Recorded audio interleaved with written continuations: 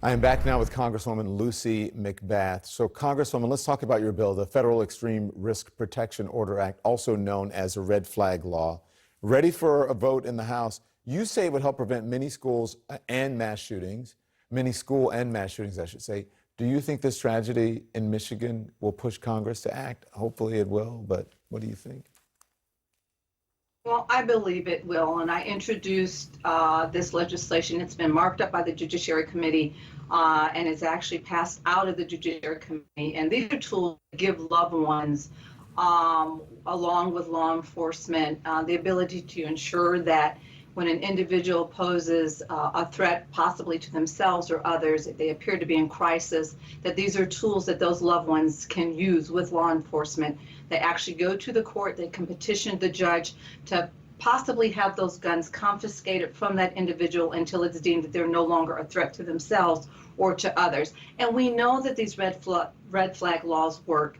We know that they work to prevent school and mass shootings, shootings where many of the perpetrators actually displayed clear indicators of their dangerous behaviors before the attack.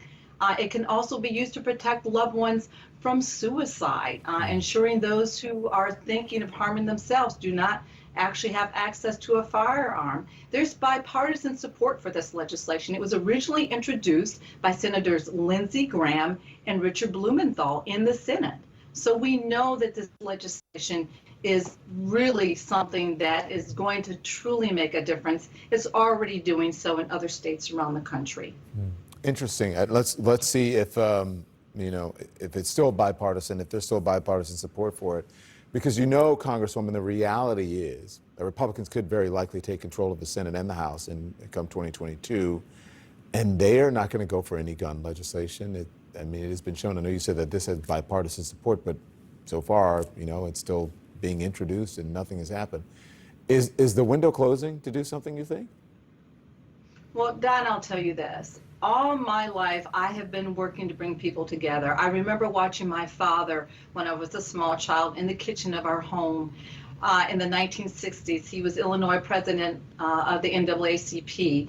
And together, they were all working together in our kitchen, in our house, preparing for the marches and the rallies to really make a difference for communities all over the state of Illinois. And ever since I was little, I was with my parents fighting right alongside them for what is right and for what is just.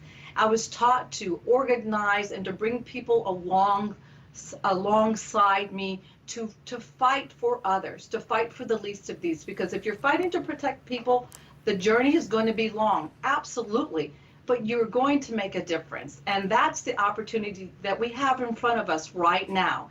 It's every parent's worst nightmare, their worst fear of losing their child. And keeping our kids safe has never been a partisan issue.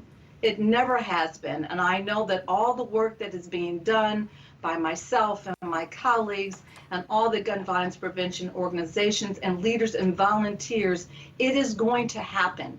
It will happen because it's the right thing to do. Congresswoman, I appreciate you joining us. You take care. Thank you. Thank you.